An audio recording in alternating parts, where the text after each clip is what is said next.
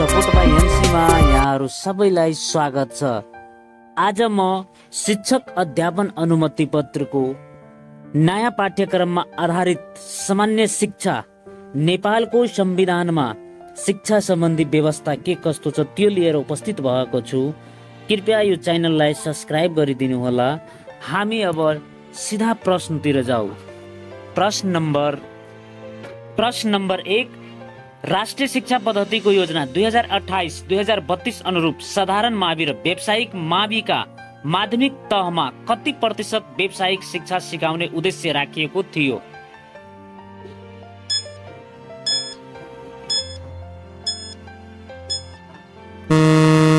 तपाईको आन्सर साधारण माविमा 20% र व्यावसायिक माविमा 30-40%। प्रश्न नम्बर 2, माध्यमिक शिक्षा सहयोग कार्यक्रम 2003-2008 को तलको उद्देश्य कुन हो?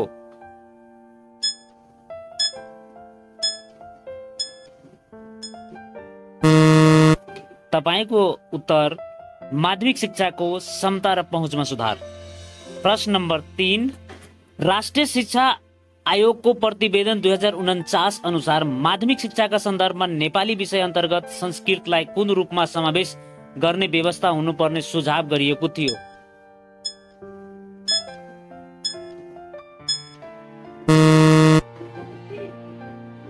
तपाईको उत्तर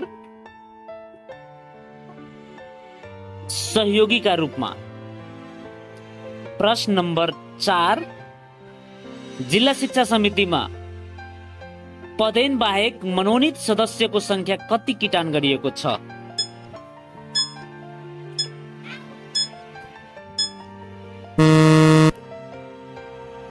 तपाईको आन्सर 8।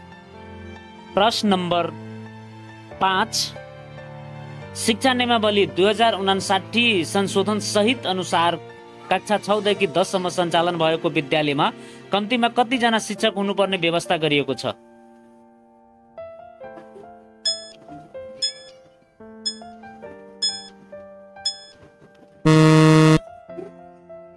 तपाईको आन्सर 9 जना।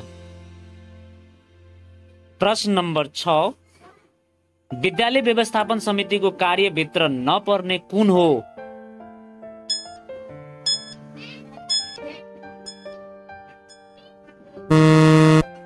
तपाईको आन्सर विद्यालय सञ्चालनका लागि प्राप्त साधन र स्रोत स्थिर राख्ने। प्रश्न नम्बर 7, शिक्षक सेवा आयोग नियमावली 2057 संशोधन सहित अनुसार पिछडिएको क्षेत्र भन्नाले तलको कुन चाहिँ जिल्ला पर्दैन?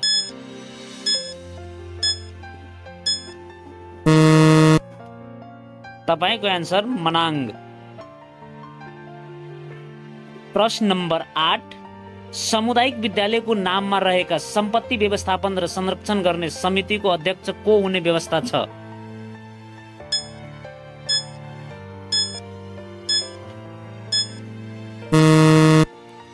तपाईको उत्तर प्रमुख जिल्ला अधिकारी। प्रश्न नम्बर 9, नेपालको संविधान 2072 अनुसार मातृभाषामा शिक्षा पाउने हक कुन आधारमा उल्लेख गरिएको छ?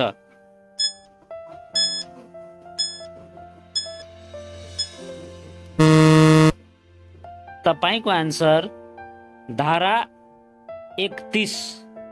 प्रश्न नम्बर 10, कमजोर सिकाइ उपलब्धि भएका सिकारका लागि संविदा कुन शिक्षण विधिको प्रयोग गरिएको हुन्छ?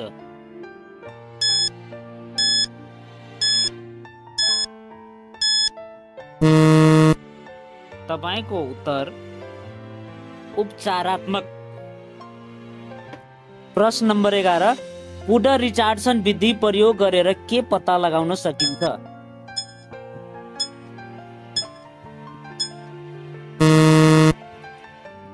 तपाईको उत्तर विश्वसनीयता।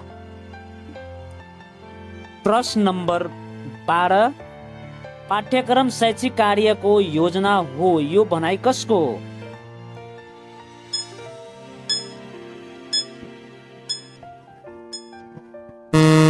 उत्तर हिल्डा टावा। प्रश्न नम्बर 13, शिक्षकको पेशागत विकास कार्यक्रम अन्तर्गत प्रमाणीकरण तालिम कति दिनको हुन्छ?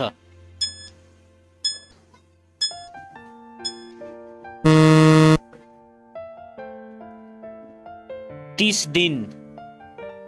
त्यस्तै प्रश्न नम्बर 14, विद्यालय जान नपाउने र बीचमा विद्यालय छोड्नेहरूलाई विद्यालय शिक्षाको अवसर केले सुनिश्चित गर्दछ?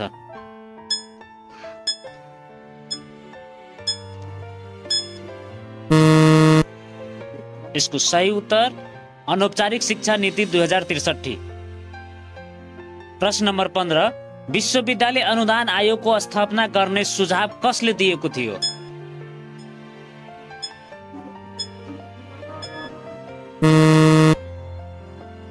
तपाईको उत्तर राष्ट्रिय शिक्षा आयोग प्रतिवेदन 2049।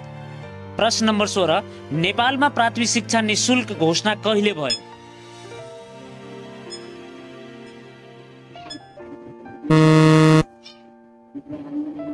2031 फागुन 12। प्रश्न नम्बर 17, छिमेकी राष्ट्र भारतको शिक्षाको संरचना कस्तो छ?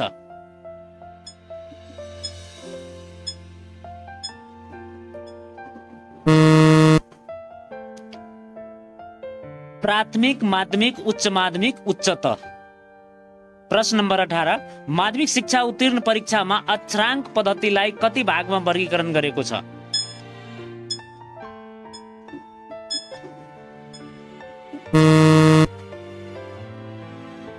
नौ भाग। प्रश्न नम्बर 19, बेन्जामिन एस ब्लुमका अनुसार समज्ञानात्मक क्षेत्रको माथिल्लो तह कुन हो?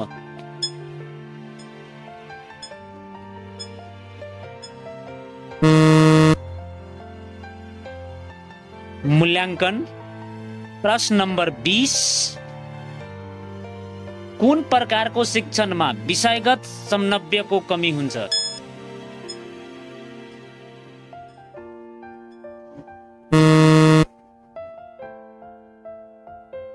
वर्ग शिक्षण।